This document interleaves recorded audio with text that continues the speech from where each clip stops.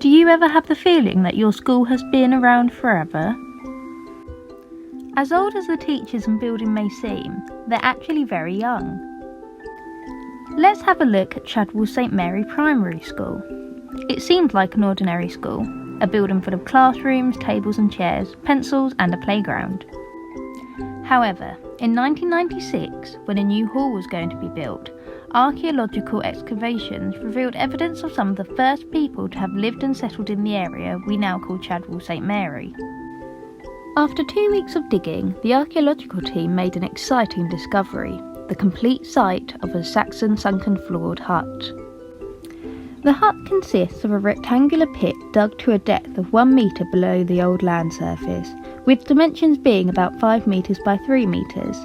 The roof structure was held like a tent and would have been thatched.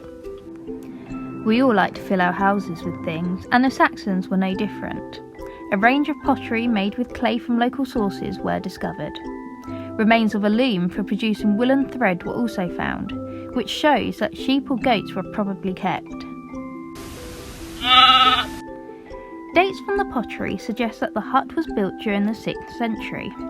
This house type is very similar to those found in Holland and Germany, the homeland of the Germanic tribes who invaded Britain in the late 4th century. Many similar Saxon huts have been discovered in Thurrock, notably in Mucking, but also in West Tilbury, Orsett and North Stifford. So why would Chadwell St Mary be a good location for a Saxon settler? Learner drivers may be familiar with the notorious Chadwell Hill. Settling on hilly land was ideal for protection against enemies.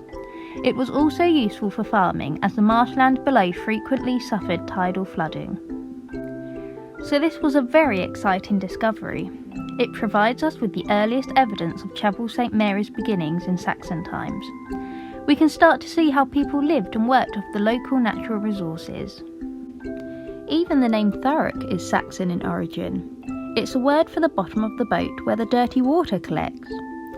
It also reminds us how new cultures, fashions and buildings were introduced to Thurrock, a pattern which occurred before Saxon times, afterwards and in the present.